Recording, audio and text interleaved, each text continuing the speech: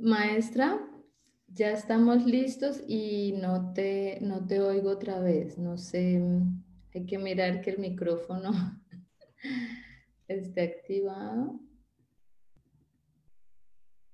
Ahí. Perfecto. Em, entonces yo voy a empezar saludando, pues faltan 5 minuticos, pero la gente ya está entrando a vernos, o 4 minutitos. Em, para los que ya nos están viendo, estamos comenzando. Vamos a comenzar en breve con la maestra Silvia Macedo, con nuestro programa de hoy, que es la autoeducación. Entonces, si todavía nos dan 4 minuticos mientras otras personas se nos unen a este momento, y mientras tanto podemos ir contando quién es Silvia Castro. Yo les puedo contar pues desde mi perspectiva, pues Silvia Castro es Silvia Macedo de Castro, es una maestra del colegio donde yo cursé toda mi vida escolar, es la madre de una muy buena amiga mía, y después de mi etapa escolar fue mi maestra del preseminario de maestros Waldorf. Y bueno, nos ha unido una amistad como siempre, yo con la admiración que se mira al maestro, y también muy cercana, muy familiar, por la parte pues que Sofía siempre ha sido mi amiga en el colegio, la hija. Y luego tuve también amistad con tus otras hijas, por separado, independientemente de Sofía. Y bueno, siempre me he sentido muy cercana a tu ambiente familiar, y los conocimientos que me has transmitido en el colegio con la época del Fausto, aunque en esa época quizás yo todavía estaba muy en la nebulosa escolar, pero algunas cosas sí lograron entrar. Historia del arte. La historia del arte, también tuvimos historia del arte juntas. eh, y luego en el seminario, entonces sí pienso que la forma en que has logrado explicar cosas tan profundas y complejas, lo que es este conocimiento o este anhelo por conocer el mundo espiritual, lo has logrado siempre transmitir de una forma muy cercana y muy digerible para un público en mi época como estudiante juvenil, ¿no? En el colegio muy joven y luego en el seminario. Y siento que hoy era una cita muy importante, no solo para mí, para compartir las enseñanzas que me has dado y dejarlas para mí sola. Yo siento el impulso y la necesidad de compartirlo con muchas más personas, y por eso estamos hoy. Esperamos que mucha gente se nos, eh, se nos una hoy. ¿Quieres tú contarnos algo de ti, Silvia? Bueno, muchísimas gracias, Ornella. Es una alegría tener esta posibilidad con un tema que siento muy cercano a mi corazón, por la cercanía también que he tenido a través de la educación con los jóvenes y también con los niños. Además de ser maestra Waldorf, soy madre de 4 hijos y de 3 nietos, y ellos plantean preguntas de gran vigencia para cualquier persona que esté en contacto con un ser humano que está en proceso de devenir, que está en este momento de evolución, de desarrollo, frente a todas las cosas que están aconteciendo hoy. Así que simplemente para mí es con gratitud y alegría que recibo esta invitación tuya, Nela.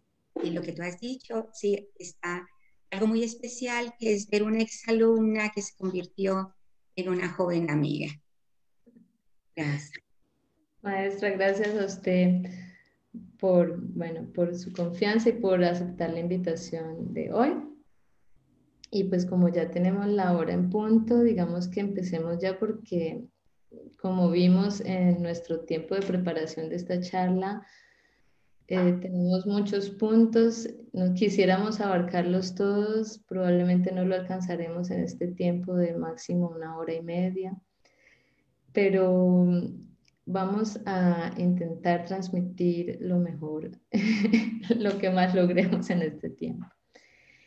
Y el tema es la autoeducación. Y cuando estábamos preparando el título de esta charla para ponerlo en el afiche, ya nos encontramos con las primeras dificultades, ¿no? Cómo transmitir el mensaje en 2 renglones, en un título. ¿Qué queremos decir hoy? ¿Qué nos movió hoy a traer este mensaje? ¿Por qué la autoeducación? ¿Y por qué pusimos en estos tiempos apremiantes? ¿Tú nos puedes decir algo acerca de esto? Yo pienso que en el transcurso de la conversación se va a ir aclarando esta urgencia y este desafío a la vez. Entonces, tal vez si vamos empezando con el tema, Ornix, pero me gustaría tener una idea, porque yo te veo a ti, te conozco, pero me gustaría tener una muy breve idea de quiénes nos escuchan en este momento. O, Ok, hoy nos están escuchando, bueno, es difícil decirlo con exactitud porque todo es gente que yo tampoco conozco personalmente, pero son seguidores de una página que Catalina Hoyos y yo administramos acerca de pedagogía musical Waldorf. Entonces yo asumo que los que nos siguen hoy son todas aquellas personas interesadas en la pedagogía Waldorf, que son profesores Waldorf activos, que son exalumnos también, o que son personas que están empezando el camino en la pedagogía Waldorf.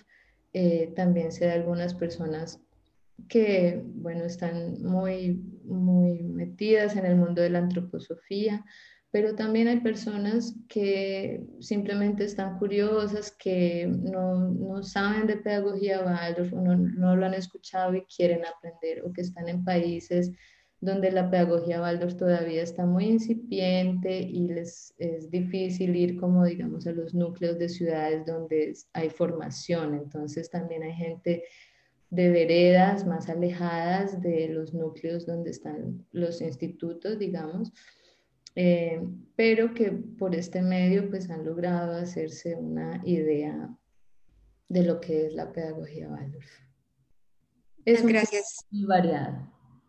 Sí, para mí es importante tratar de hablar a esa variedad de personas que se acercan y tomarlas en cuenta de alguna manera. Sí, entonces podríamos empezar. Empezamos. Bueno, entonces la primera pregunta que tengo en el tintero es, ¿qué es la autoeducación? La autoeducación desde el punto de vista como la vemos en la pedagogía Waldorf, em, ese camino de autoconocimiento. ¿Qué es la autoeducación? Yo haría una pregunta. Me imagino que de las personas que están escuchando, si yo pregunto, ¿quién se siente totalmente satisfecho consigo mismo, con todas sus características? Y a partir de ahí, incluso el mismo hecho que la persona haya tomado la decisión de escuchar este tema, nos da una idea de algo esencial. Los seres humanos percibimos que somos seres en devenir. A partir de ahí, que no estamos totalmente terminados, que estamos en un proceso evolutivo Y la autoeducación surge de un anhelo de ser lo que aún no soy. Eso es muy interesante, que de alguna manera todos percibimos esto. Y autoeducación, si nosotros vemos desde la palabra misma, auto es algo que yo hago por mí mismo. O sea, autoeducación implica el yo mismo. Quiere decir que el yo es el educador. Y este educador no es algo abstracto, es algo que percibimos, que vivenciamos cotidianamente, pero que se expresa cuando hay unas circunstancias extremas. Y yo quería traer una imagen, justamente voy a traer imágenes para tratar de cobijarnos a todos. Una imagen que da Jacques Lucera en un pequeño folleto donde habla sobre la contaminación del yo. Jacques Lucera era un joven que estuvo en la resistencia francesa y él es llevado a uno de los campos de concentración y viene su pregunta porque los compañeros que llegan con él son presos políticos, son jóvenes que han estado en la resistencia, son adultos que han luchado y que han tenido que dejar atrás el país, les ha sido quitado la familia, sus pertenencias y finalmente ingresan a este lugar y son desnudados. Él es ciego y viene ahora este momento en que también se quita como ese vestigio con que nos identificamos, es justamente lo que adorna nuestra cabeza. Y en ese momento él percibe 3 de sus compañeros se quiebran, empiezan a sollozar y los otros permanecen. Y la pregunta es, ¿qué ha sucedido? Y finalmente lo que observamos es que este yo es lo que queda cuando todo lo exterior ya no está, cuando no hay ningún otro apoyo. Entonces está lo que he cultivado interiormente, la fuerza de mi propio yo. Lo interesante en este caso es que justamente estas 3 personas mueren al muy poco tiempo sin estar enfermas y los que sobreviven justamente son aquellos que han tenido un trabajo con su vida interior. Y esto es algo que cada uno puede pensar en sus propias vidas. ¿Cómo reacciono yo ante las pérdidas? Ante la pérdida de un trabajo, ante la pérdida de la salud, ante la pérdida de un ser querido. Y eso me va dando una imagen de qué tanto he podido trabajar en este núcleo esencial que es justamente la parte espiritual del ser humano. Nosotros hablamos del ser humano como un ser constituido de un cuerpo físico, una vida anímica personal y una vida espiritual que lo trasciende. Entonces, cuando estemos hablando de autoeducación, estamos hablando de el yo, estamos hablando de lo espiritual. Y la otra parte de nuestra palabra autoeducación tiene que ver con educación. Y una forma de verla es literalmente lo que dice la palabra, que es exducir, sacar de. De tal manera que cuando educamos, no es tanto lo que estamos tratando de acumular, sino lo que estamos intentando despertar una y otra vez en nuestra esencia. Gracias, maestra. Cuando hablamos de autoeducación, claramente nos estamos refiriendo a esa etapa de la biografía individual humana. Pues hoy vamos a ir por partes. En este momento me refiero a la individualidad. Cada uno de nosotros empieza con la edad adulta. O sea, cuando somos niños estamos a cargo de la educación que nos dan los adultos a nuestro alrededor, y llega el momento en que nos hacemos adultos y ahí nos hacemos cargo de nosotros mismos. Pero como adultos también pasamos por diferentes etapas de desarrollo.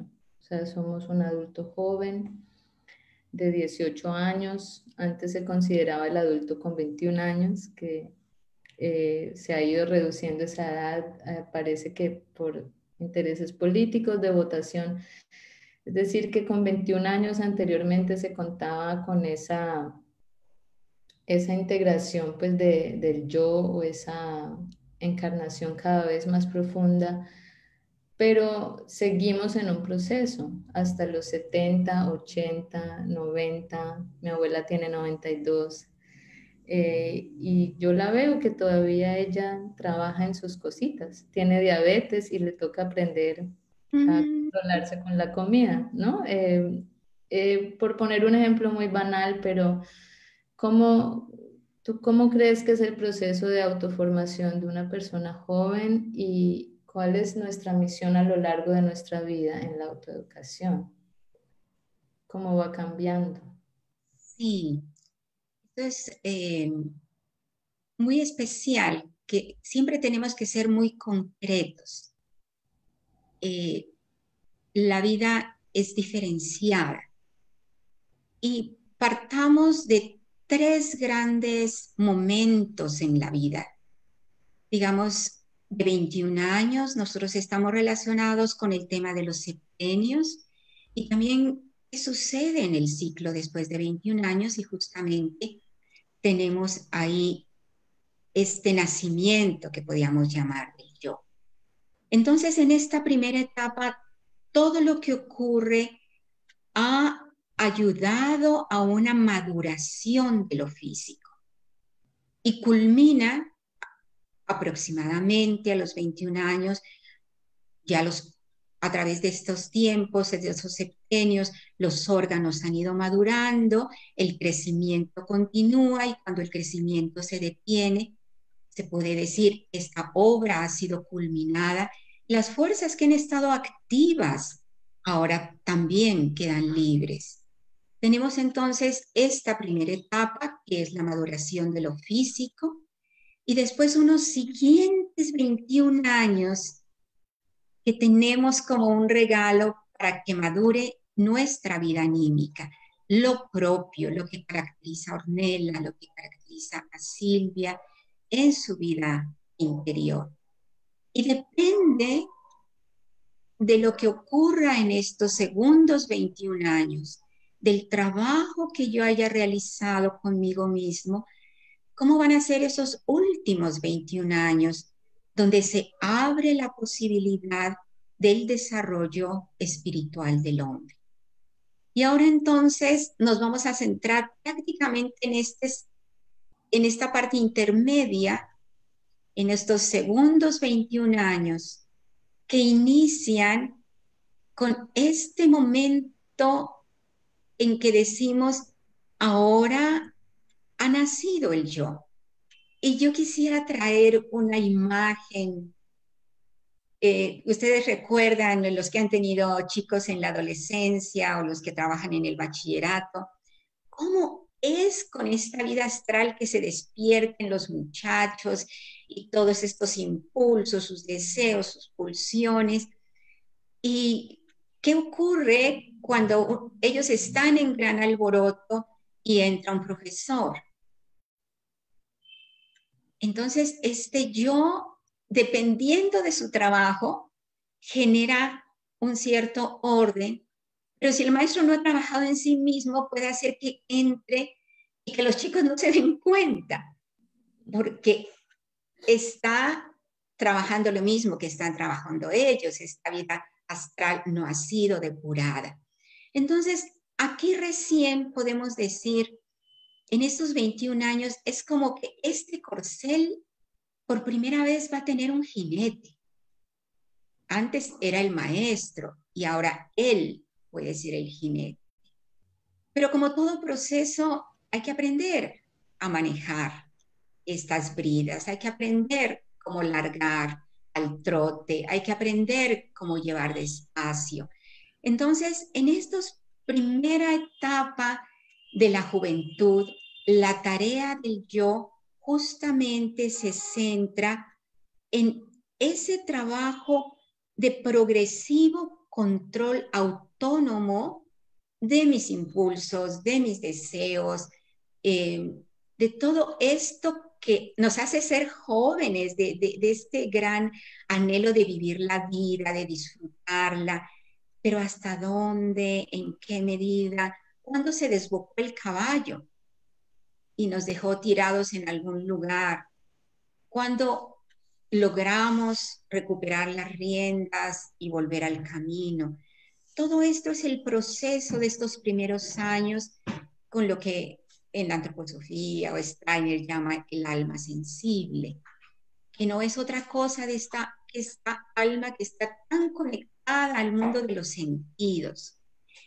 Y entonces, por supuesto, si en este transcurso de tiempo ha habido un cierto trabajo, un cierto dominio, ya nos vamos independizando también de lo externo, porque en esta etapa, aunque aparentamos ser tan autónomos y tan fuertes, resulta que todavía nos importa mucho qué piensa el jefe, qué piensan los colegas de mi trabajo, qué piensa mi compañero de lo que estoy haciendo.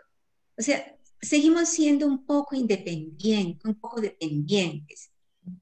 Yo recuerdo el momento en que descubrí esto cuando en Emerson College, el director, yo me acerqué con mis preguntas acerca de esta autoeducación y él me miró con tanta ternura y me dijo, ¿cuántos años tienes? 22. Ah, un yo de 2 añitos, un yo de 2 añitos. O sea que ahí podemos como tener una imagen, que aquí también hay un proceso y que entonces ese yo todavía es un poquito dependiente, pero en estos 7 años ha logrado una cierta armonía. Algo ya no es el adolescente que dejamos atrás, ya es un hombre o una mujer de 27, 28 años, con unas certezas distintas que cuando se montó por primera vez a este corcel brioso. Y ahora entonces tenemos en esta segunda, bueno, antes de dejar este septenio, existen los peligros. No siempre la vida conduce de la manera más armónica. Si no ha habido un trabajo sobre mí mismo de alguna manera, una, eh, sí, un grado de autoeducación, la voluntad puede quedarse o bien estancada en qué dicen los demás, se va endureciendo y tratando de conformarse de acuerdo a lo que los otros exigen, pueden ser los padres. Hay padres que determinan aún a esa edad qué va a ser el hijo. Y si él lo acepta, entonces empieza ahí a haber unas dificultades en su proceso. Pero también puede ser la persona que se entrega simplemente al desenfreno, a lo que yo quiero, a lo que va surgiendo. Y aquí no logramos un punto de equilibrio, no logramos una cierta armonía. Pero si lo hemos hecho, de todas maneras, viene una crisis.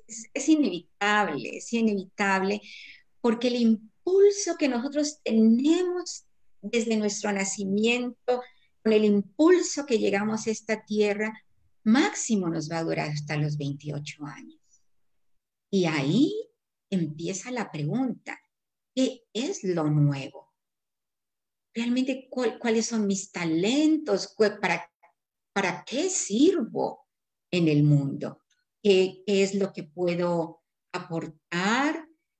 Y también empiezo entonces a mirar mi educación. Es el tema de los paradigmas, lo que mis padres creían, y ahora está la pregunta, ¿qué pienso yo de eso? Y es volver a mirar todo esto, y lo hago a través, esto es muy bonito, porque ahora en este septenio entra de una manera muy organizadora el pensamiento. Y el pensamiento también está indisolublemente ligado al yo que piensa, porque el que piensa es el yo, a través del yo. Así pues, ahora no solamente acontecen las cosas a mi alrededor, las circunstancias, sino que yo empiezo a reflexionar y empiezo también a buscar el sentido y a profundizar en mis propios sentimientos a través de la razón, a través del pensamiento. ¿Qué significa esta persona para mí? Es una etapa fuerte donde ya muchos han encontrado su pareja entre los 28 y 35, algunos han empezado su familia, pero es muy fuerte porque ahí estamos acercándonos a la parte media de la vida, y eso nos hace sentir muy poderosos y muy confrontadores. Entonces, en esa edad, también la reflexión, el pensamiento me puede servir para probar que yo tengo razón. Todavía no es la verdad por sí misma, sino le quiero probar al otro mi verdad. Y el que tenga pareja puede ser testigo de si a esta edad viene una confrontación, cómo cada uno lucha con los mejores argumentos para probar que yo tengo razón. Y un alto porcentaje de matrimonios se separan en este tiempo, porque en verdad nos estamos empoderando de nosotros mismos. Y este poder tiene que saber, tenemos que saberlo manejar. Pero si hemos logrado a través de la reflexión, a través de la profundización de la vida anímica, encontrar lo nuevo que yo he traído al mundo, esto entonces empieza a abrir la pregunta más específica de mi tarea, de mi misión en esta tierra. No tengo el dato exacto, pero somos más de 7.000 millones de personas en el mundo. Y yo soy único. Y como yo soy único, lo que yo puedo aportar al mundo es único. Nadie lo puede aportar por mí. Eso suena precioso, pero hay que encontrarlo. ¿Qué es eso único? Sin embargo, aquí ya empieza a abrirse esa posibilidad. El peligro es que si no he hecho un trabajo de autoeducación, de autoconocimiento, el egoísmo se puede acentuar mucho más y entonces quedamos atrapados en lo externo, en el poder de lo económico, de lo que tengo, en el poder que tengo sobre los demás. Y eso lo puedo hacer en el trabajo, doblegando a mis colegas, lo puedo hacer en el hogar, doblegando a la pareja o a los hijos. Y este peligro siempre va a estar ahí para estar atentos. Sin embargo, cuando nos abrimos a las preguntas son una maravilla, son aquello que nos trae de nuevo a la conciencia, a nuestra búsqueda. Y esas preguntas, de pronto un día despertamos y la persona piensa, ¿y para qué todo esto? Ahora ya tengo todo esto y qué significa para mi vida. Esos momentos muchas personas las recuerdan hacia el final de esta época y entramos de nuevo en una crisis existencial más profunda, porque ahora nace de una mayor conciencia, de una pregunta que va a determinar en gran parte eh, mi vida, y esta conciencia trae consigo mucha soledad. Es como ese Parcival con esta pregunta que no logra y después este camino que tiene que emprender largo por sí mismo, sin sostén, sin ayuda, sin piso. Y la pregunta es si encuentro aquello que de verdad quiero hacer con mi vida, ¿estoy dispuesto a renunciar a algo? Y tenemos personas que son capaces de dejar una vida exitosa e irse en pos de algo que tiene que ver con su esencia, con lo que yo quiero en verdad entregar al mundo. Esta crisis es precisamente para eso. Y esto quiere decir que de alguna manera yo en esta etapa voy superando mi egoísmo. Nunca termino de superar, pero de alguna manera doy un paso más allá porque lo otro es, me quedo donde yo estoy cómodo, donde yo me siento bien, donde nada me exige, donde no tengo que confrontarme, donde no tengo que renunciar a nada. Esa es una posibilidad. Y la otra es, me lanzo al vacío. Yo conozco una compañera que es revisora fiscal, contadora, con una carrera exitosa, y en un momento de su vida con esa conciencia de decir, esto no es lo que yo quiero para mi vida. Empieza a hacer su formación en masaje prece y a decir, yo quiero vivir de esto. Es ese tipo de decisiones a las que yo me refiero. Esta renuncia que ya soy capaz de hacer y la hago por amor. Realmente aquí empezamos a poder usar la palabra amor y libertad. Ahí empiezo a ser un poco más libre. Ya no me importa qué van a decir mis padres, ya no me importa qué va a decir esta otra persona. Si yo tengo desde mi conciencia, desde mi convicción, que este es mi momento.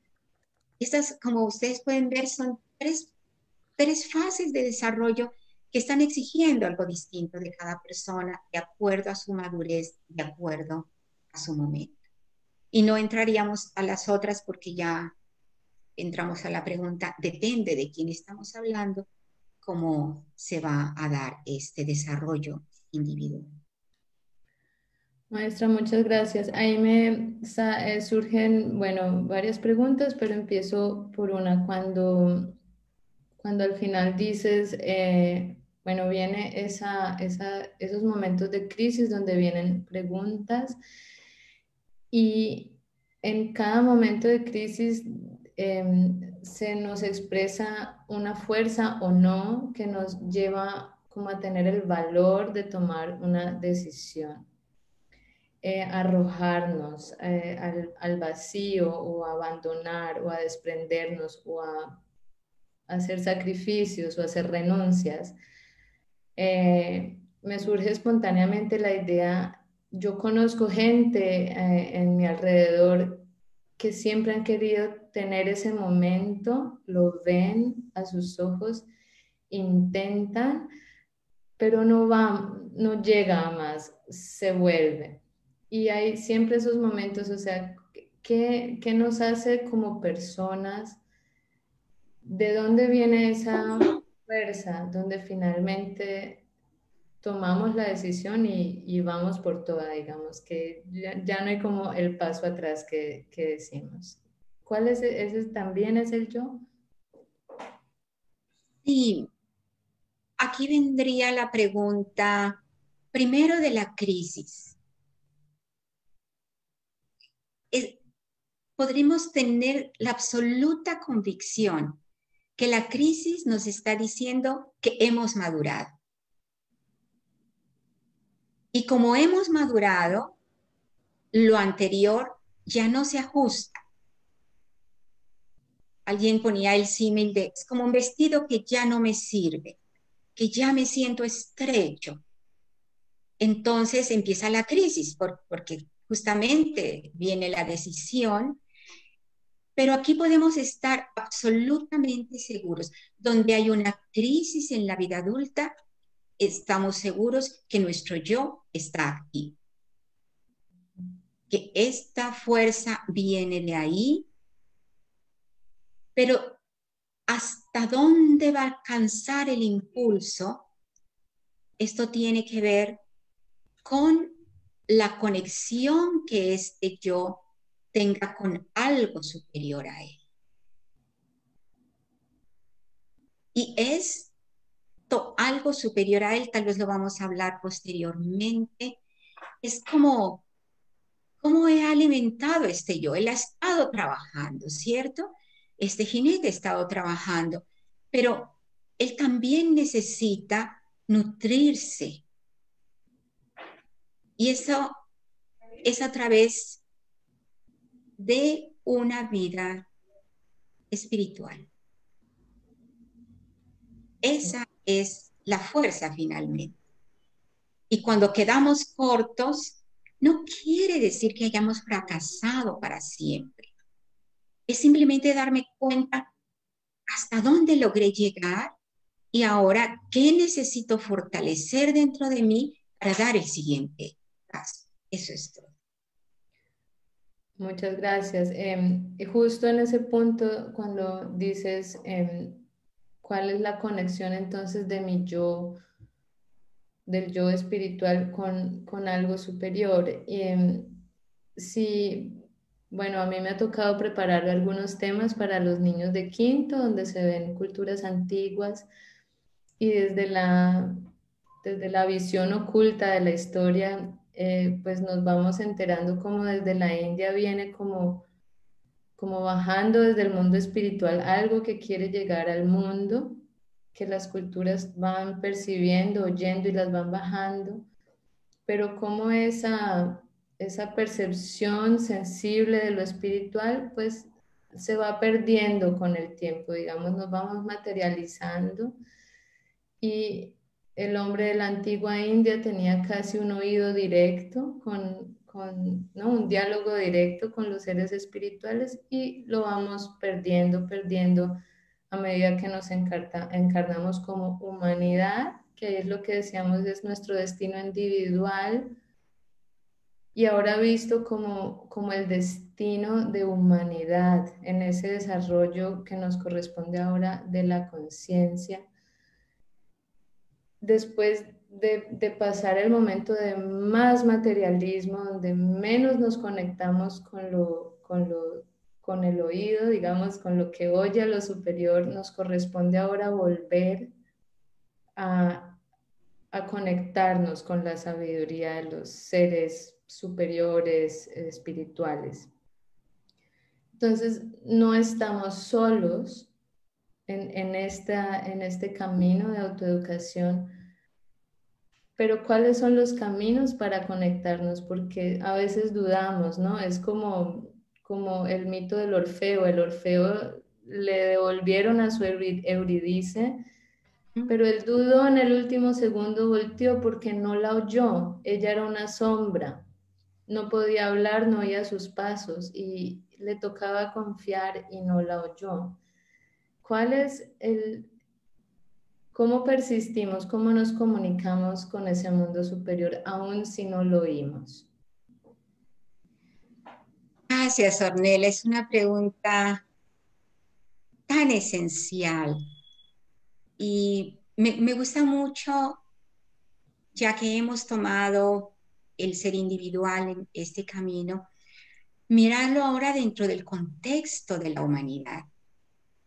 Y primero decir que esta unión que tenía el ser humano con el mundo espiritual era como en la niñez, cuando todavía tenemos este regalo y los niños pueden sentirse tan cercanos al mundo espiritual, pero sabemos que tenemos que crecer.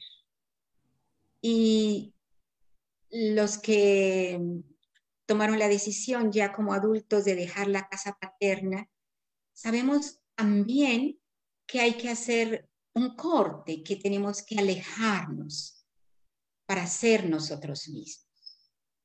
Y la humanidad también lo hace, pierde esa capacidad, ese oído del que tú hablabas, esa visión, en el momento en que ese pensamiento que antes lo inspiraba empieza a tener la posibilidad de ser su posesión. Y esto se da en el mundo griego, cuando el ser humano por primera vez aspira a pensar sus propios pensamientos. Y este camino hace que nos desconectemos. Entonces, ahora necesita desarrollar las nuevas facultades y las necesita por algo vital. Porque si no pudiéramos pensar por nosotros mismos, dependeríamos siempre del mundo espiritual. Así que en el camino evolutivo hay que pasar por ese momento de separación que siempre se percibe como algo un poco doloroso, pero esa desconexión necesaria tiene también un fin y es manejar el mundo de la materia. Y el ser humano ya lo hizo. Es decir, todos los logros que tenemos con la técnica, con las ciencias naturales, con todo lo que tiene que ver con el mundo de la materia, llegó a un límite. Y cuando nosotros llegamos a un límite, así pasa también en las crisis, sabemos que cuando tocamos fondo, el camino es ascendente ahora, el camino es hacia arriba. Así pues, como humanidad, ese es lo más precioso que tenemos, la posibilidad de hacer conscientemente este camino a través de nuestro pensamiento. Pero ¿qué tipo de pensamiento? El pensamiento que solo me conecta con la materia me va a seguir llevando hacia los procesos de muerte. O sea, la materia me topa con la muerte. Y toda la educación Waldorf fue dada de tal manera que el pensamiento pudiera siempre conectarse con las fuerzas de la vida. El pensamiento vivo. Y esto es ejercitación. La mayoría de nosotros, bueno, yo por lo menos en mi generación, fui educada en un ambiente muy intelectual. Quiere decir, árido, muerto, con conceptos. Y mi camino tuvo que ser muy consciente cuando entro a este mundo de pedagogía Waldorf. Y lo primero que hice fue leer cuentos de hadas, entrar al mundo de la imagen, entrar a la mitología, restituir este movimiento, o sea, empezar a ser flexible, porque justamente la mitología lo que tiene es que nos lleva a mundos que tienen movimiento, no son estáticos. Entonces, esto, hay muchas formas de hacerlo, pero uno de los llamados hoy día al mundo dentro de la antroposofía es a activar el pensamiento micaélico. Y este pensamiento es el que es capaz de entrar de nuevo al lenguaje, a esta escucha que antes se hacía de manera inconsciente, de una manera consciente a través de la observación. Este camino goetheanista que nos lleva a mirar con toda precisión, por ejemplo, una rosa, la forma de la rosa, los pétalos, el número en que está dispuesto, cómo está compuesto los sépalos, qué figuras geométricas se forman. Y en el preseminario hacemos esto en algún momento dado, como descubrir la rosa y ver esta doble espiral. Y esta doble espiral, saber que también está en el músculo cardíaco. Y esta doble espiral en el cosmos. Y darnos cuenta realmente el ser humano a través de esa mirada, primero precisa, después también puede empezar a ver las leyes espirituales que habitan esa planta. Pero también de manera muy concreta lo podemos hacer con los niños. Observo cómo camina, cómo se mueve. Es muy interesante el tipo de movimientos de un niño, el tipo de movimientos de otro niño, cómo reacciona. Yo tengo 2 nietos y cada vez que vienen es una dicha ver cada uno en movimientos tan diferentes. Y después la pregunta, ¿qué me dicen de esto que no veo, de lo invisible? Así que a través de este pensamiento empezamos a hacer visible lo invisible. Y esto es lo que estamos llamados a hacer. Y algo que me parece también importante en este camino de camino interior es darnos cuenta de la palabra concentración. Ella implica que hay un centro, concentro. O sea que cada vez que uno pueda concentrarse en algo, no solamente con la cabeza, sino con el corazón, no de manera de acuerdo a mis simpatías o a mis antipatías, sino cuando se despierta lo amoroso, el interés verdadero en este conocimiento. Ahí se despierta la calidez del corazón. Y es justamente el nuevo camino, el camino moderno. ¿Cómo podemos unir esta mente y corazón? Y esto quiere decir que la humanidad, cuando logre esto, también va a lograr que sus actos sean bondadosos, porque va a ser un pensamiento que no está divorciado del corazón, frío, que no le importa nada ni nadie, sino un pensamiento cálido que quiere buscar para otros lo bueno.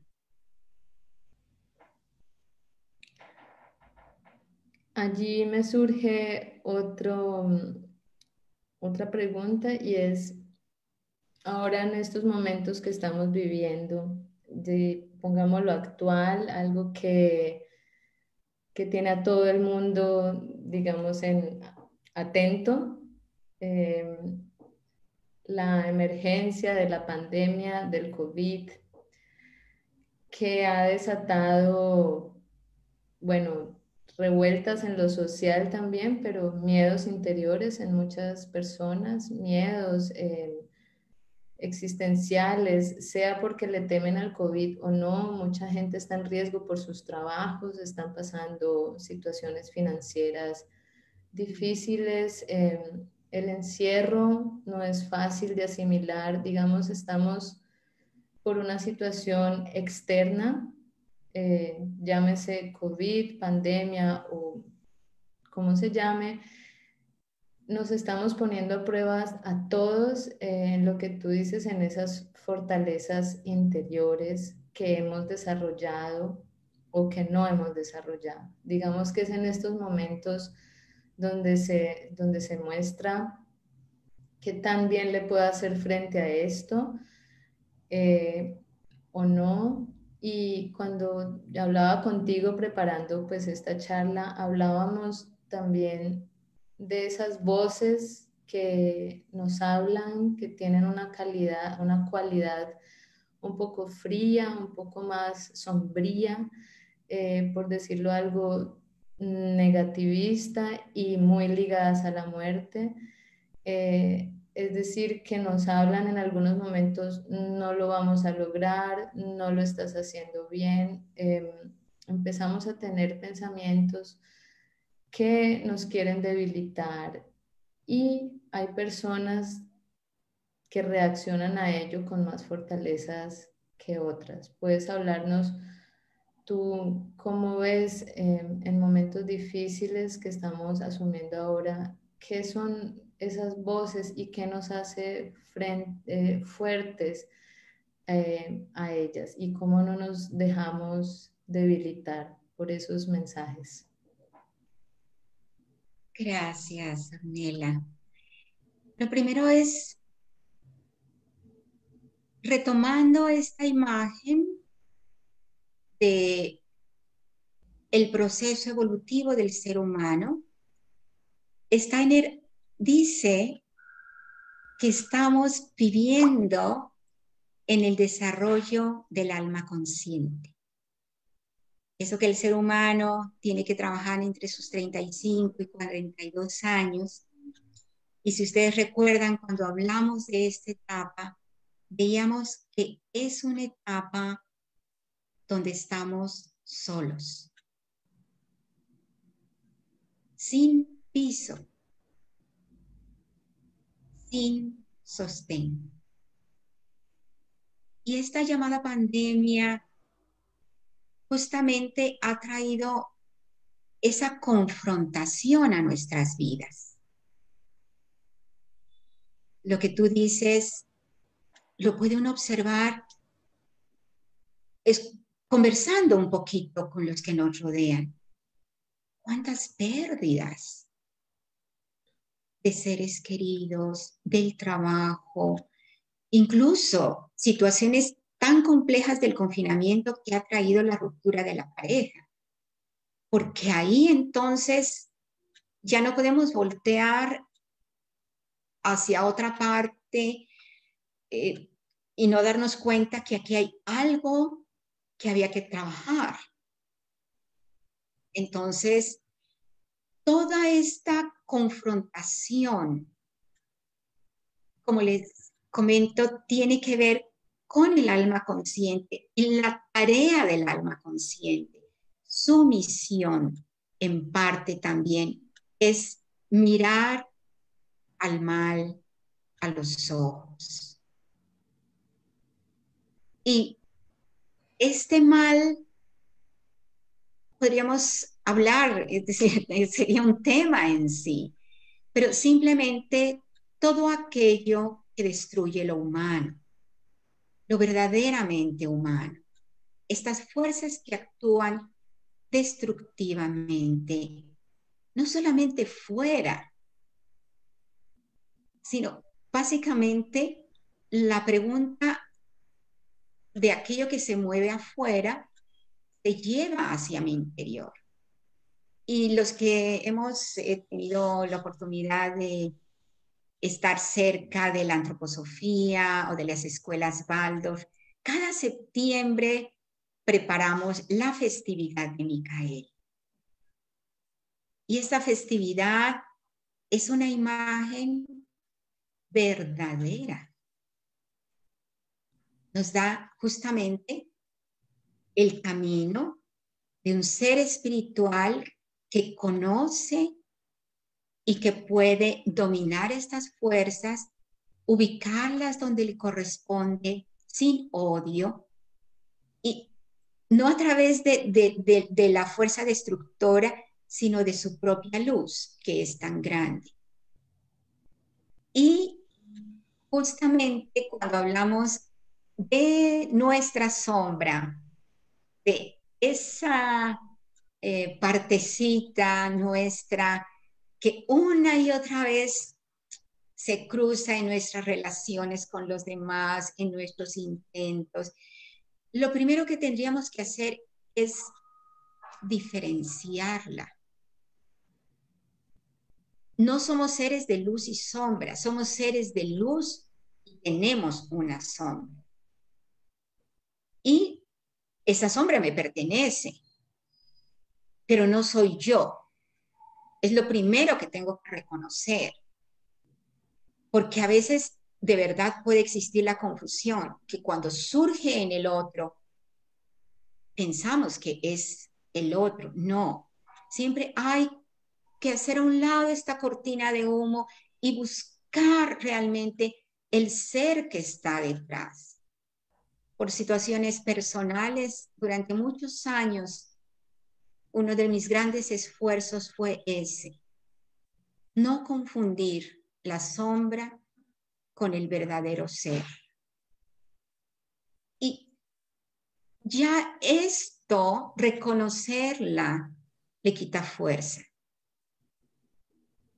Porque la reconozco como lo que es, como una sombra, no como una verdad. Simplemente decir, ah, ahí está. Y justamente por eso la tarea hoy día es la lucha del alma humana. La lucha no está afuera con el COVID. La lucha está en mi interior. Lo que tú mencionabas ahora. ¿Cómo son mis miedos frente a esto? ¿Sí? ¿Cómo es, qué se ha despertado en mis relaciones con otros? La sobreprotección o sentimientos exacerbados de culpar a otros, de que perdí el trabajo. ¿Cómo se está manifestando en cada uno de nosotros? Y darnos cuenta que justamente esta es una inmensa ayuda para lo que estamos tratando ahora como el tema de la autoeducación. Resulta que ni tú ni yo nos hemos visto nunca la cara. Nunca, nunca. Ni la vamos a ver. Patricia me puede ver la cara, mi amiga que está aquí al lado, pero yo no me veo mi cara. El espejo me refleja, ¿sí? Pero esa es la imagen. Pero resulta que también mi amiga me refleja. Los otros son nuestro espejo. Y en el camino de la autoeducación yo les puedo decir que de las partecitas más difíciles que yo haya podido confrontar es cuando tú ves algo que definitivamente no te gusta en el otro, que piensas que es terrible. Y en algún momento dado tienes que preguntarte, ¿y por qué lo ves tú? ¿Y por qué te perturba? Y si somos humildes y si somos honestos, tenemos que contestar que eso que veo afuera, que no me gusta, tiene que ver conmigo. Y que el otro me ayuda a ver. Siempre, si podemos partir de esa gratitud, de que somos espejo y que el otro me permite ver lo que yo no vería porque está fuera, se pone fuera de mí mismo para que yo lo reconozca. Entonces tengo distintos caminos, puedo no reconocerlo, puedo no verlo, o puedo verlo. Y hay un secreto, y es que cuando lo vemos, también podemos las personas que tenemos tendencia a dar vuelta en el pensamiento a las cosas, entonces pasar mucho tiempo, ver eso tan horrible que encontré, que tiene que ver conmigo, pero esa mirada también le está dando poder. Así que una vez que lo reconocí, busco dentro de mí mismo, porque la balanza siempre tiene dos aspectos. siempre está en movimiento. Y si me concentro en lo que no tengo, en lo que no soy, entonces puede ser que esto se recrudezca simplemente. Pero puedo concentrarme en lo que tengo, en lo que sí soy. De pronto considero que soy una persona muy egoísta, pero bueno, no, alguna vez hice algo por una persona y lo hice de corazón y pongo mi mirada en eso que sí es y que poco a poco empieza a contrarrestar. Y estoy trabajando de manera indirecta con esta sombra, porque lo otro es trabajar en contra de ella, agredirla, agredirme. Pero eso sabemos que siempre trae dolor. Maestra, para empatar allí con ese punto y no dejarlo ir, me acuerdo pues que yo siempre, bueno, he intentado llamarte en esos momentos que me ha sido difícil alguna situación y bueno, estoy viviendo lejos hace 12 años. Empecé a trabajar en una escuela en idioma extranjero, luego vino la niña y ahí empezaron, yo te contaba, ahí empezaron mis problemas. No por echarle la culpa a la niña, eh, pero se empezó a manifestar en mí más fuerte esa sombra porque estaba más cansada, es lo que tú me decías. Y en estos momentos donde nos confrontamos con las preocupaciones del mundo de afuera, nuestra parte de adentro habla desde el vacío, desde la debilidad.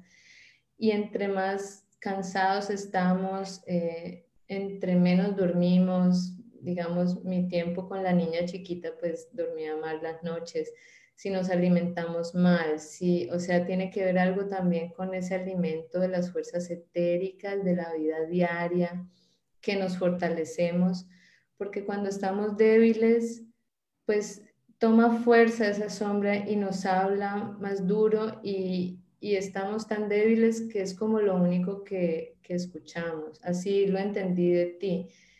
Entonces, puede ser de una gran importancia en estos momentos donde tanta gente se está sintiendo debilitada, que empecemos a cuidar, a retomar cosas quizás aparentemente básicas, pero ese diario, ¿no? Las rutinas, la comida, el sueño y también el cuidado por uno mismo. Fue de las cosas que de esa crisis que tuve, pues lo que más resultó al final era es que no me estaba cuidando a mí misma y eso significa también de vez en cuando simplemente acostarse a dormir, leer algo bonito, darme un baño especial o ir a una terapia, ir a una serie de masajes rítmicos, masaje pretzel, o ocuparme de mí misma.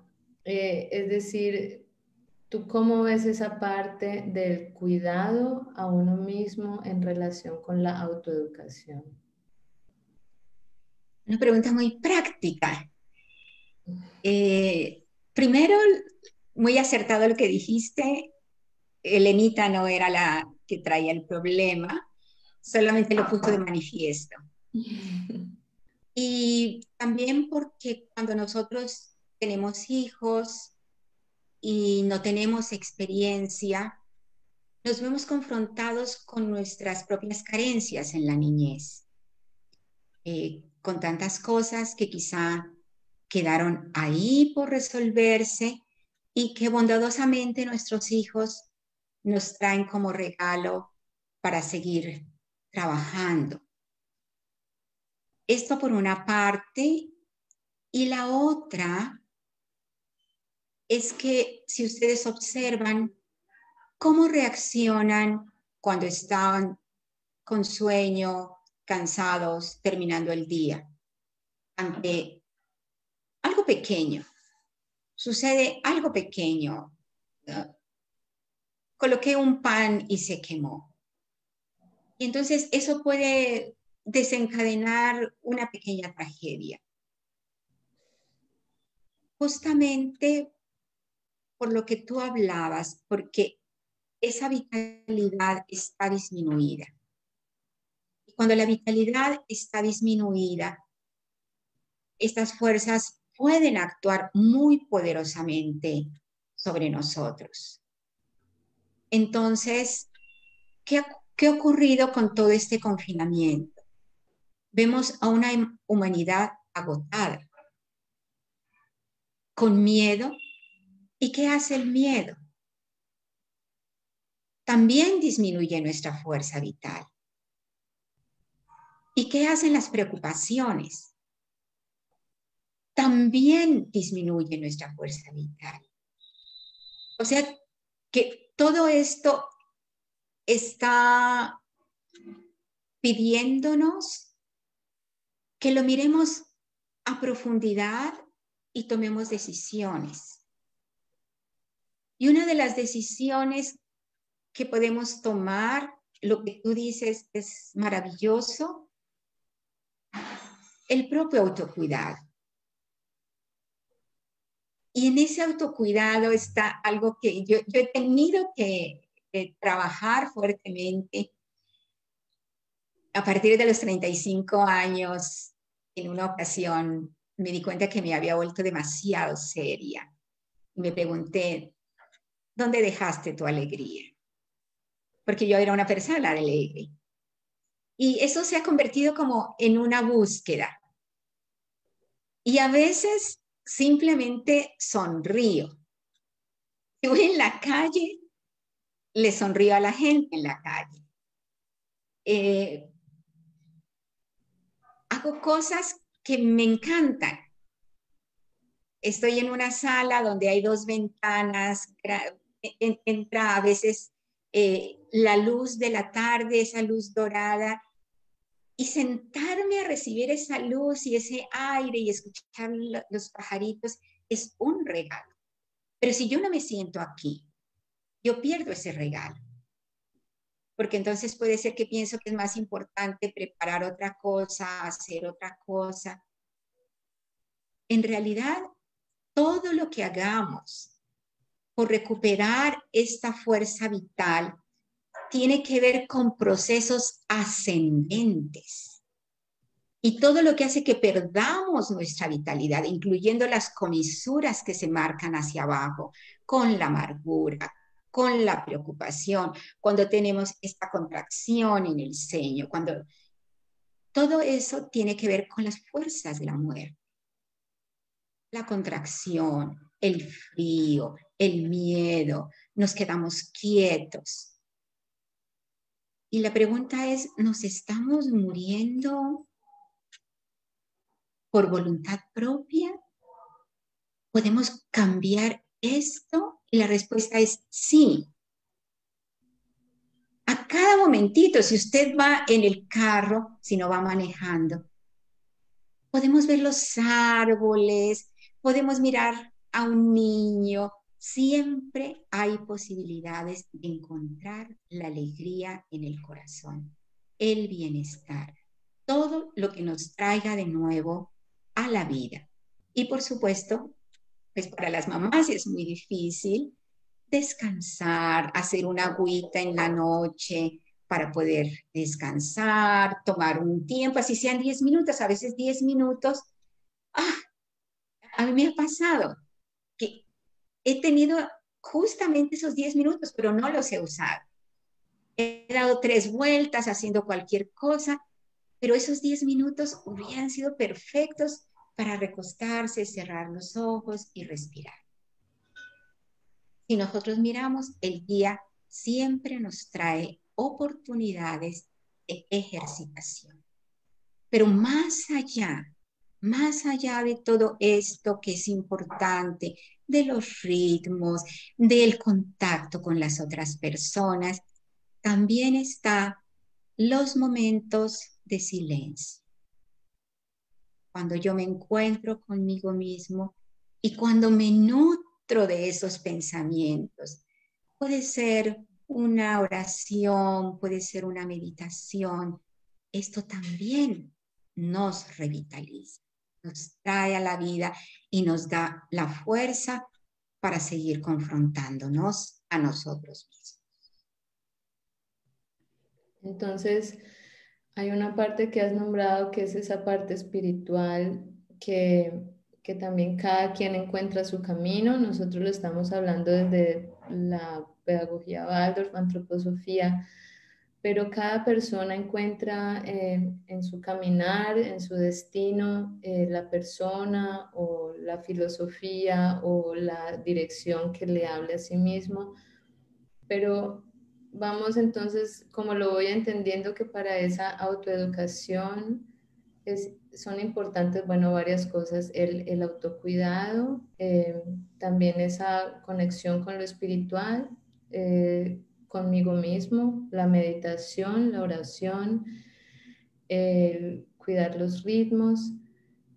Y también la confianza de sentir que no estamos solos, que estamos definitivamente que acompañados, que bueno, que somos adultos, tenemos cierta distancia, tenemos que somos nosotros mismos el jinete de nuestro caballo, pero esa confianza que esa parte de luz que está para el mundo, también está para nosotros y que en cada momento podemos decidir y escoger ver a la luz. Como tú dices, si uno está montado en un carro, puede uno escoger enojarse con el carro de al frente porque no arrancó en verde rápidamente o porque se quedó quieto y se pasó un semáforo y, digamos, enojarme con el chofer o tomarlo con calma, mirar algo bonito por la ventana y pensar, es como es ahora, aceptarlo y tener esa confianza que todo está bien, no dejarme,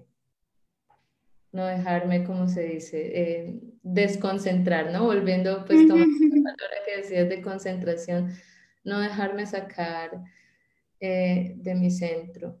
¿Tú cómo ves, por más de que nosotros queramos nosotros mismos, con nosotros mismos autoeducarnos? Y a mí me pasó mucho tiempo que yo pensé quizás con solo meditación y oración logro dominar mis cosas que no sé dónde están, ni cómo verlas, ni cómo cogerlas, ni cómo mirarlas. Y llegar a ese momento de aceptar, no puedo solo, voy a buscar ayuda profesional. ¿Tú lo ves como parte del proceso de autoeducación? Bueno, primero quiero referirme a lo que has dicho. Está una audiencia que no necesariamente está en un camino antroposófico donde Steiner ha dado una riqueza inmensa para hacer un trabajo a través de ejercicios, de una forma metódica, de una forma, eh, sí, rítmica. Pero la palabra antroposofía en sí cobija a la humanidad toda. Es la sabiduría del hombre, el conocimiento del hombre.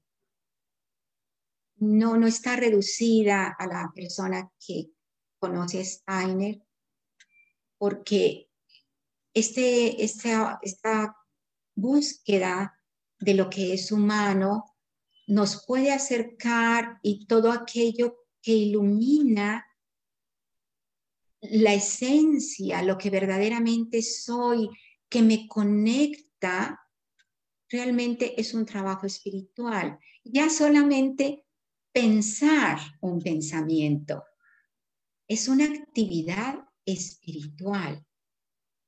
Concentrarme en una planta es una ejercitación y no tiene que ser necesariamente solo en estos momentos, pero si nosotros somos seres físicos, tenemos que atender lo físico, ¿cierto? Desde cómo nos nutrimos, cómo nos vestimos, si tenemos una vitalidad, cómo la cuidamos, ya hablábamos de los ritmos, si tenemos una vida anímica, cómo la cultivamos desde la alegría, desde el dolor, desde la rabia, cómo manejamos esto. Nuestros encuentros con otros seres humanos se tornan vitales en este momento de aislamiento.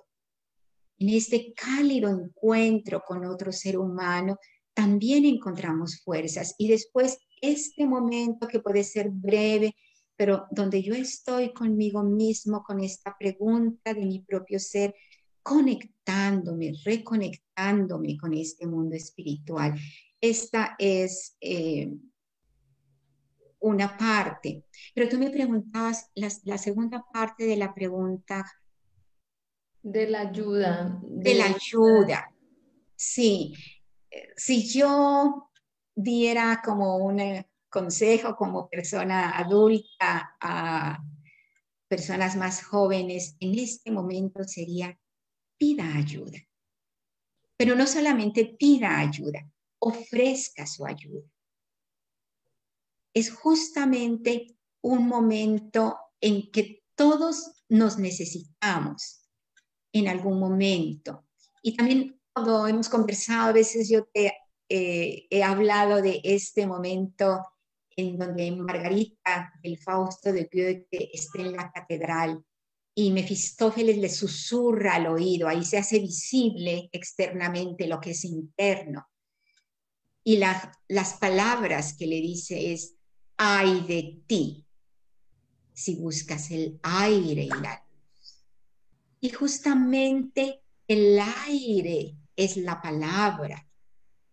Y cuando nosotros podemos compartir con otro ser humano algo que nos está perturbando, alguna angustia de nuestro corazón, le estamos poniendo a través de este aliento el aire y lo ponemos a la luz. Y cuando finalmente sale a la luz, no solamente sale a través de mis ojos, sino estoy mirándome en los ojos de otro ser humano, que me está ayudando a mirar esto. Y entonces juntos podemos encontrar algo. En el futuro muchas terapias se van a dar de esa manera, simplemente del encuentro de dos seres humanos que pueden escucharse profundamente, pero a veces las situaciones de vida, por ejemplo en la niñez, pueden haber dejado huellas muy traumáticas, profundas, porque cada niño tiene su sensibilidad y puede ser que no haya sido el hecho tan grande como un terremoto o algo así, pero en la sensibilidad de este niño ha quedado una herida, una huella, y por más que trabajamos, a veces no logramos sanar la herida. Yo estuve muchos años detrás de la propia, preguntándome, y bueno, lo puedo decir con mucha conciencia, sola no lo logré. A través de un grupo humano de escucha que fui dando estos pasos. Y sin embargo, como esto tiene un efecto no solamente en la vida psíquica, sino también estas huellas pueden haber quedado en lo físico, entonces llega un momento en que uno se da cuenta, necesito ayuda, necesito una terapia. Esto es importante, reconocer en qué momento, pero también reconocer a cada momento que todos podemos prestar ayuda a otros. Esto es muy importante. Y maestra, y también igual de importante sentir esa confianza de que podemos ofrecer ayuda y encontrarla, que para todos hay, que está y que son difíciles los momentos ahora, cualquier circunstancia, que esto pueda ser apenas el comienzo y la preparación para algo, quizás crisis humanas más fuertes, no sabemos, pero... eh, es parte del proceso de todo lo que estamos hablando hoy, de esa autoeducación, significa también aprender a ver la vida que tenemos desde la luz y el futuro que no conocemos también bajo la luz. O sea, que no sintamos el miedo por lo desconocido, por lo que pudiese pasar, sino que nos armemos de esa fuerza bueno, que la luz está en el camino, en las personas y abrirnos, ¿no? A buscar la ayuda, a ofrecer ayuda que está allí presente. Sí, Eh, no tenemos tiempo. Eh, sí, algo corto para decir, yo puedo mirar atrás en una vida que ya lleva un tiempo largo sobre esta tierra y puedo decir fehacientemente, siempre que he buscado ayuda en el mundo espiritual, siempre ha llegado, siempre. O sea, es algo real, podemos confiar. Y a veces no sabemos cómo va a llegar, pero ponemos la pregunta y va a llegar la respuesta. Es por una parte. Y la otra, esta confianza de la que tú hablas ahora, pues por supuesto en estos días he pensado en todo este tema y me doy cuenta de cuántas veces he sufrido por cosas que nunca sucedieron, sobre todo como madre de hijos jóvenes, cuando ya no tienes el control y tienes que tener la confianza. Así que realmente tenemos que sufrir por lo que es, no por lo que creo que puede venir.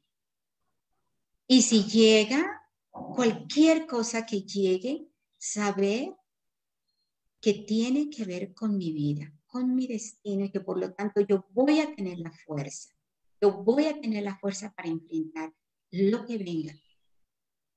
Y que por otra parte, no lo hago solo.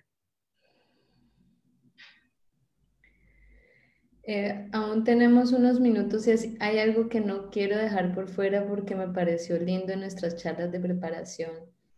Y es cuando hablabas, bueno, nosotros nos autoeducamos y ahora voy al tema específico, bueno, el maestro educa y para ser un educador de otros pone el ejemplo educándose a sí mismo. Y es lo que tú dices, si nos dieron los 40, 45, 50 y no trabajamos en las emociones, pues muy probablemente no vamos a poder desenvolvernos bien en un grupo de chicos adolescentes donde las emociones están a flor de piel. Pero más allá de eso, tú me hablabas de que tú lo ves en tus nietos, que se viene una generación de niños muy diferentes eh, y que las generaciones, la humanidad todo el tiempo se va desarrollando y va cambiando. Y nosotros, parte de esa autoeducación como maestro es poder ver a esos niños chiquitos, a esa generación, con unos ojos abiertos, aprender de ellos, porque lo que hemos trabajado hasta ahora y aprendido no nos basta para, para hacer el trabajo con estas nuevas fuerzas que se nos están expresando. Pues yo no tengo nietos, pero tengo una hija y también veo que me pone a prueba ya desde muchas preguntas. Casi que me dan ganas de apuntar todas las cosas que dice porque me quedo, no, creo que nos pasa a todas las mamás que estamos atentas a escuchar a los hijos. Nos quedamos muy sorprendidas de la sabiduría. Pero nos puedes hablar un poco, ¿qué es eso diferente que vienen a enseñarnos los niños, los chiquitos que están ahora llegando? Pero este es todo un tema, realmente, No se puede cerrar con el eso. tema de los niños nuevos. ya se ha venido observando, ya no es tan nuevo, ya viene desde generaciones atrás, desde tu generación, sino que aparecen más y más niños con ciertas características, pero para decir algo muy puntual, una de las características que traen estos niños nuevos es la conciencia de sí mismos. Son niños que pueden mirar a los ojos y decirle a un adulto, no, no lo voy a hacer. Pues todavía en mi generación, cuando los papás decían algo, aunque a uno no le gustara, lo hacía. Esos niños realmente tienen una conexión diferente con el mundo espiritual. Muchos de ellos, también tendríamos que empezar, por eso es difícil, ¿no? No todos los niños que nacen tienen estas características, pero todos los niños que nacen son hijos de su época, tienen ciertas características. Sin embargo, la pregunta esencial que se remonta no solamente a estas nuevas generaciones, sino a las anteriores también, es que cada niño trae consigo un secreto, una luz, y conectarme con este aspecto siempre va a ser una fuerza para mi autoeducación. Yo puedo decir que tengo mucho que agradecerle a mis 4 hijos, porque yo me daba cuenta que a través de preguntas que me hacían en la adolescencia, que yo me estaba haciendo con 40 años. Entonces, ellos nos ayudan a hacer este trabajo simplemente por coherencia. Porque ¿cómo puedo yo pedirle a un hijo que yo veo que tiene ya un desarrollo más adelante, algo, sin que yo por lo menos lo esté intentando? Así que puedo decir tranquilamente que una gran fortaleza en la vida es percibir estos niños, y cuando ellos traen estas preguntas de las que hablas, entonces preguntar en virtud de qué puedo yo actuar como adulto que guía. Y esa pregunta también la hacía cuando me paraba frente a mis grupos, sabiendo, Silvia, aquí hay seres con una evolución superior a la tuya. ¿En virtud de qué te paras frente a ellos? Y lo único que tenía para dar era todo mi esfuerzo, el trabajo, el anhelo de entregarles algo, alguna palabra, algún pensamiento que pudiera despertar algo en ellos. Y pienso que en ese sentido, ante todo niño, un adulto siempre tiene que ganar esa posibilidad de educar a otro, ganarla con su esfuerzo, con su ejemplo, y conste que digo, aunque no lo logre. Es algo tan maravilloso que los niños, tanto en los grupos como yo veo con los niños pequeños, pueden percibir que ese adulto está luchando por no gritar, por hacer algo diferente, ¿cierto? Eso lo captan. Y a veces hasta lo pueden decir, pero nos pone en una situación de cierto, sí, yo diría como un respeto a nosotros mismos, estar en el camino. Maestra, es un final hermoso para esta charla. Estoy asombrada. Bueno, pensé que se nos iban a quedar temas por fuera, pero hemos logrado abarcarlos y con toda calma en esta hora y media, eh, pues los pensamientos que nos hicimos frente a la charla de hoy. Son 5 minutos para terminar. ¿A ti tendrías interés en leer una o dos preguntas de nuestros oyentes? Claro. Entonces yo invito pues a los que nos están viendo hoy, que han sido 50 personas, si alguien tiene una pregunta respecto a este tema de la autoeducación, que no la haga en este momento, aquí en el chat. Bueno, estoy viendo. Mientras alguien se toma la palabra, te leo algo que nos escribieron, hermosas palabras. Todos los maestros deberíamos vivir a plenitud la conciencia de la autoeducación y la tremenda implicación que nos corresponde en la partitura de la vida de cada niño. Debemos vibrar para hacer vibrar. Eso nos escribe Jafar Jacob.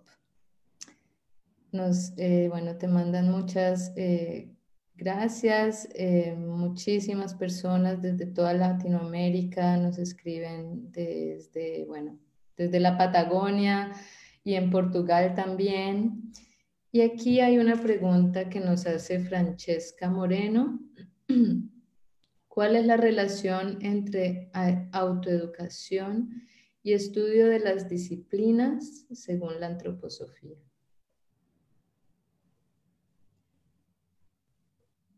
Realmente la antroposofía debería ser un camino de autoeducación. De tal manera que cuando el maestro está leyendo antroposofía, pueda casi entrar, me atrevo a decir que podemos entrar en un camino meditativo, cuando realmente permitimos que este conocimiento, ya sea en agricultura biodinámica, ya sea en música, ya sea en pedagogía, realmente pase por la fuerza cálida de nuestros corazones. Entonces, estamos haciendo concentración y estamos haciendo un camino hacia el pensar micaélico. Y si esto realmente penetra en nosotros, se vuelve vida y puede ser parte de nuestra transformación, de nuestro camino de transformación, que es autoeducación. Muchas gracias, maestra. Bueno, no hay más preguntas. Siguen llegando mensajes de agradecimientos desde España, desde Ecuador. Alguien nos dice, bueno, yo estoy en el camino de educarme cada día, dice, cada día intento hacer algo. Y es lindo verlo así también, ¿no? Esa figura de la planta que se le echa cada día un poquito de agua, ¿no? Con un balde de agua una vez al mes, pues la estamos probablemente sometiendo a más bien a inundarla y a ponerla a aguantar otros 28 días. Y si hacemos cada día un poquito, pues es una imagen bonita que nos llega de Julie Chunga Chávez desde, creo que dijo Ecuador. Sí, bueno, no, ya no me acuerdo. Maestra, con esto pienso que podemos ya terminar. Muchísimas gracias, infinitas. Es una charla que le llega a mucha gente en estos momentos como un bálsamo para el alma. Queremos invitar a las personas bueno, que escuchen esta charla una y otra vez si así lo quieren, en este grupo, en esta página de Facebook estará disponible todo el tiempo. Y bueno, ese era el mensaje que queríamos transmitir hoy. Y muchas gracias por aceptar la invitación, Silvia.